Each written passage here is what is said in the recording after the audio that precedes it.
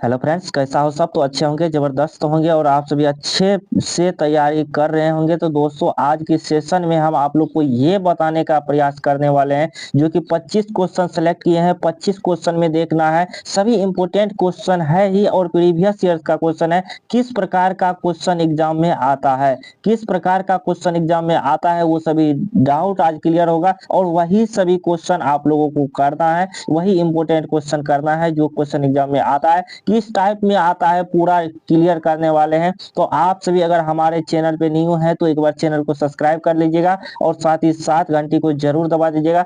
दोस्तों, अगर आप सभी को सभी क्लास चाहिए तो एक बार आप सभी जा करके हमारे चैनल पे विजिट कर सकते हैं। चैनल पे जा करके वहाँ सभी क्लास को आप सभी देख सकते हैं, सभी क्लास को देख सकते हैं और सभी क्लास वहाँ पे इंपोर्टेंट इंपोर्टेंट सभी क्वेश्चन कराया हुआ है। पहले की क्लास है और आपकी क्लास ऑलरेडी चल भी रही है।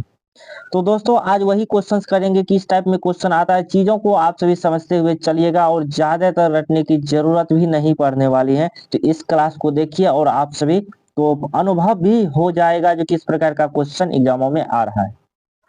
तो दोस्तों, क्वेश्चन नंबर 1 से हम आज उस लेवल तक बताने वाले कहाँ कहाँ से क्वेश्चन आते हैं।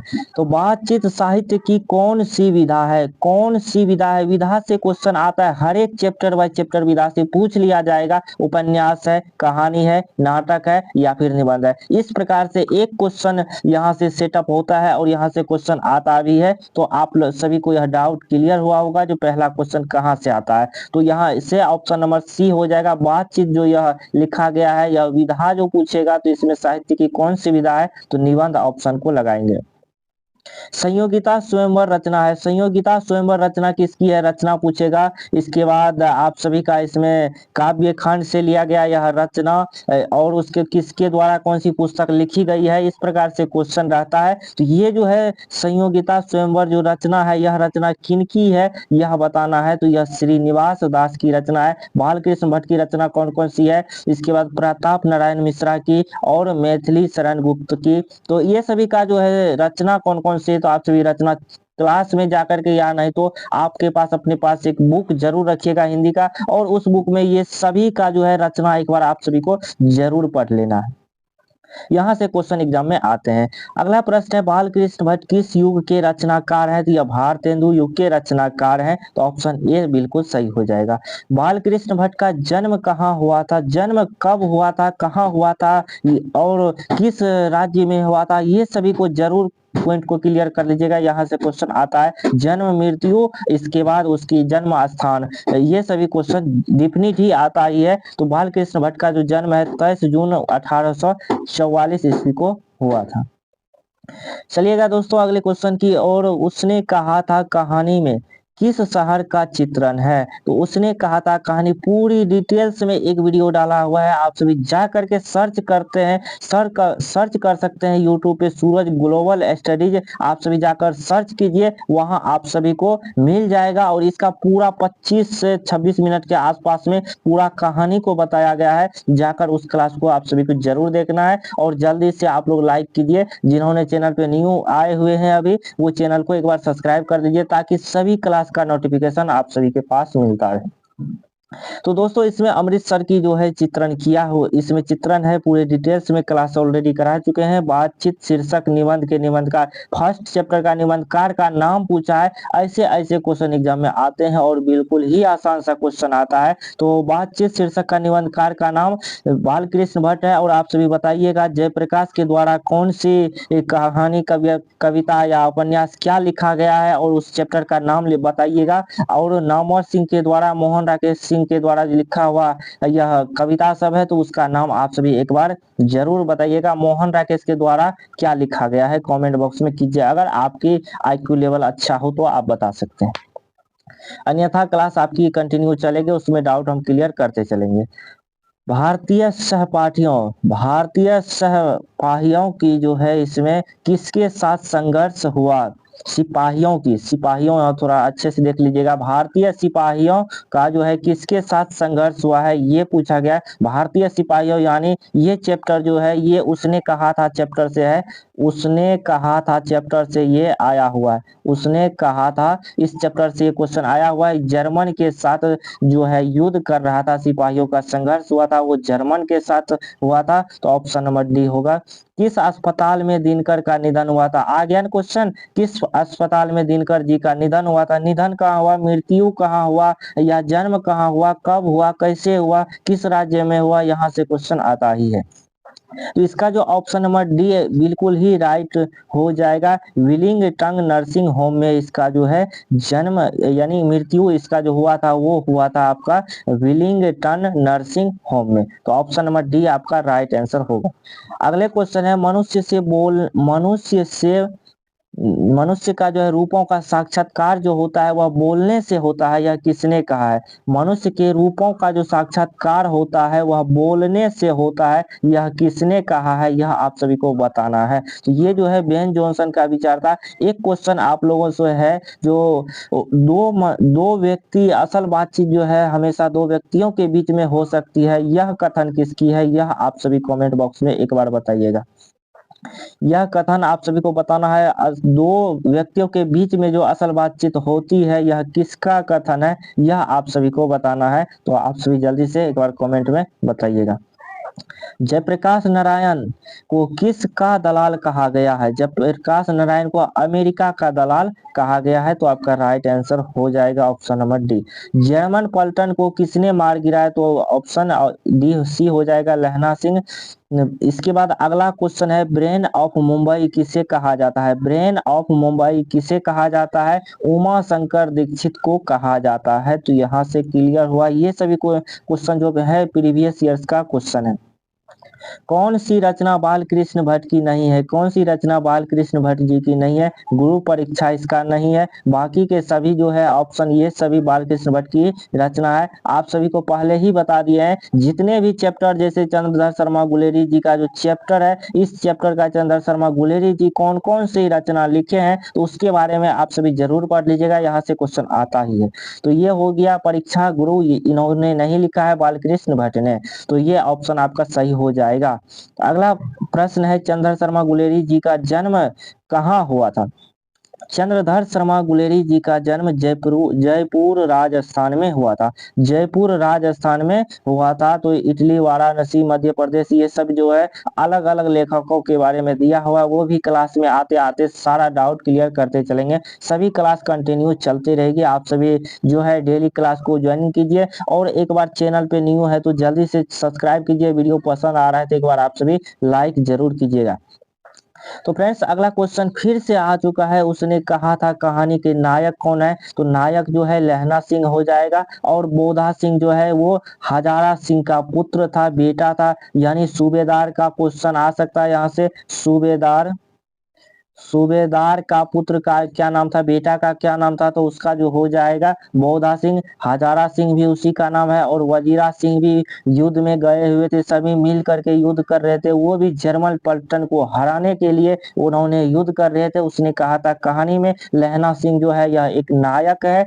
बाकी के जितने भी है ये सभी हैं। इसके बाद एक सूबेदार का पत्नी भी थे जिसका नाम था सूबेदार ने। पूरी डिटेल्स में एक क्लास में ऑलरेडी हम समझाए हुए, लगभग 25 मिनट का क्लास है, आधा घंटा के लगभग का क्लास है। तो उस क्लास को आप सभी जाकर देखिए, सर्च कीजिए यूट्यूब पे सूरज ग्लोबल स्टडीज बाय सूरज सर, तो आप सभी को वहां क्लास मिल जाएगा। सभी डिटेल्स में समझाया हुआ है, आप सभी जाकर के उस क्लास को भी देख सकते हैं। चलिएगा दोस्तों अगले क्वेश्चन है। फिर आ गया, उसने कहा था कहानी की विशेषता बताना है, या इसी चैप्टर से। ये चैप्टर जो है ना, चैप्टर बहुत ही इंपोर्टेंट है। चैप्टर वीवीआई चैप्टर है होगा, तो इस चैप्टर को फिर से एक बार इस ईयर्स में हम कंप्लीट कराएंगे। तो उसने कहा था चैप्टर को एक बार फिर से हम चर्चा करेंगे। लेकिन आज जो है सिर्फ सभी से क्वेश्चन लिए हुए हैं, जो कौन सा क्वेश्चन किस टाइप में क्वेश्चन आता है, तो आप सभी को थोड़ा भी अनुभव हो जाए तो क्वेश्चन कैसे एग्जाम में आता है, इस पर आप सभी एक बार अभी फोकस कीजिए। और क्वेश्चन को ज्यादातर अगर आप सभी उतारना भी चाहते हैं, अगर लिखना चाहते हैं, तो वीडियो को आप सभी पॉज करके यानी रोक करके भी आप सभी इसको उतार सकते हैं। अन्यथा आप सभी पहले क्लास को पूरा अटेंड कीजिए, इसके बाद आप सभी बाद में भी इसको उतार सकते हैं। या नहीं तो एक आप सभी को टेलीग्राम का लिंक मिल जाएगा डिस्क्रिप्शन बॉक्स में, वहां जाकर के आप टेलीग्राम को अगर ज्वाइनिंग कर लेते हैं टेलीग्राम चैनल को, तो वहां पे आप सभी को पूरे का पूरे इसका पीडीएफ वहां पे डाला हुआ है, तो आप सभी जाकर के उस पीडीएफ को भी देख लीजिएगा। इस क्लास का भी पीडीएफ आप सभी को वहां दे दिया जाएगा।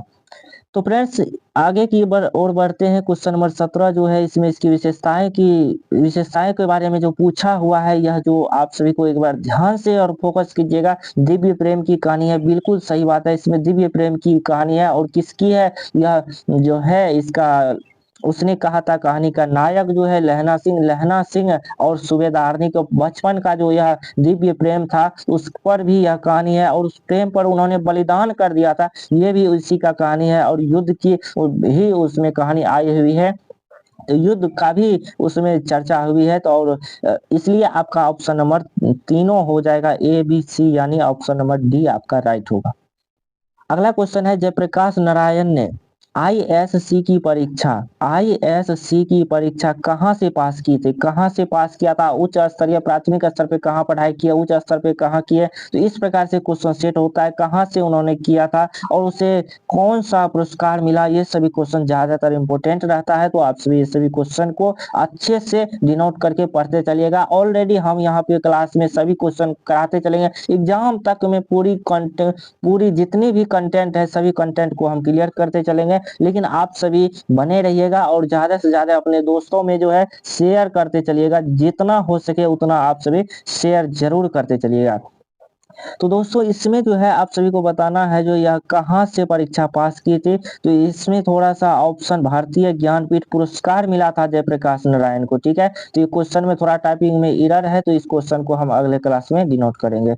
चलिए अगला क्वेश्चन की ओर बढ़ते हैं। अगला क्वेश्चन है संपूर्ण क्रांति से, जो कि जयप्रकाश नारायण के द्वारा लिखा हुआ है संपूर्ण क्रांति। तो रचना वही, चलिए आंसर ही हमने बता रखे हैं यहाँ पे। संपूर्ण क्रांति के रचनाकार कौन है, यही पूछा हुआ है, तो जयप्रकाश नारायण है। भगत सिंह का जो है चैप्टर जो लिखा हुआ है, उस चैप्टर का नाम और प्लस जय कृष्ण मूर्ति के जो द्वारा लिखा गया है, तो दोनों का नाम आप सभी कमेंट बॉक्स में जल्दी से कीजिए। अगर आप लोगों ने पढ़ा हो, तो नहीं पढ़े हैं तो फिर भी उसका हम आगे क्लास में कंटिन्यू रखेंगे, तो वहां पे आप सभी अच्छे से क्लियर करते चलिएगा।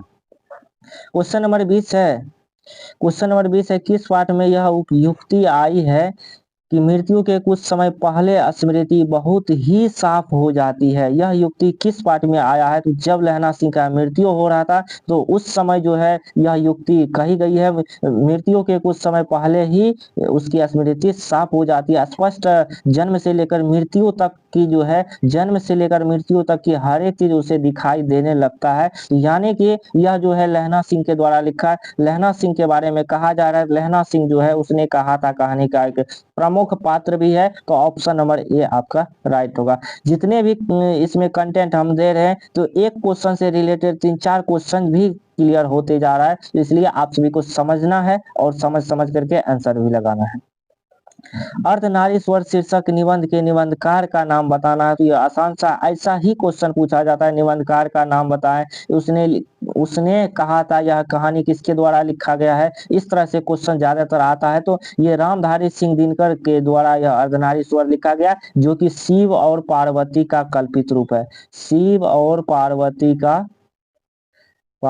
का कल्पित रूप है, शिव और पार्वती का जो है कल्पित रूप है। तो आप सभी समझ गए होंगे। चलिए आगे हम कंटिन्यू रखते हैं।